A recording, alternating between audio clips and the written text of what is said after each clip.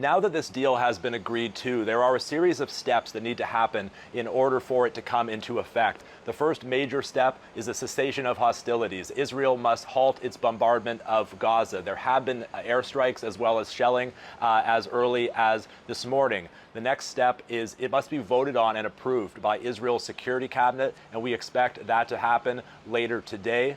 Israeli forces will then complete a withdrawal to agreed upon lines. We understand that must be completed within 24 hours. And then Hamas must release all 48 Israeli hostages, including the living as well as the dead.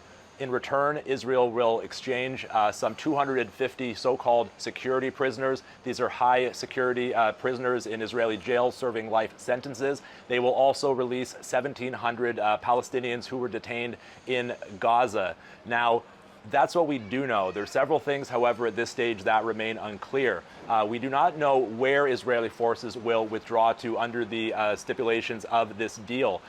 As the deal was written in the proposal that President Trump put forth, they would withdraw to lines they held in August, which would mean they remain in control of Palestinian population centers. However, we understand that during the talks, Hamas was pushing for them to withdraw to lines they held in January outside of Palestinian population centers. And we also still do not know the identity of the Palestinian high security prisoners that will be released by Israel. We understand Hamas is pushing for the highest profile prisoners. These are prisoners that Israel views as the most notorious and the most reluctant to release. So we're still waiting to hear information on those identities. Now, despite that, we've seen scenes of joy, of relief in both Gaza and in Israel at the emergence of this news today. People in Gaza are hopeful that the war may finally be over, that they will finally have respite, but they are also expressing caution.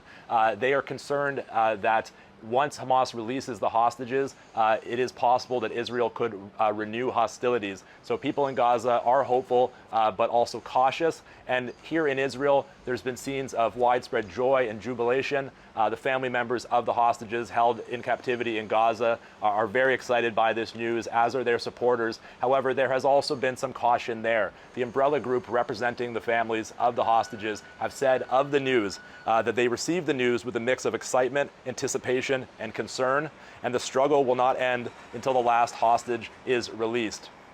Now, even as we have reactions from both Gaza and Israel, and there is excitement and hope that this first phase of the deal has been agreed on, we have to remember that there's still much work to be done to see the realization of the entire peace proposal.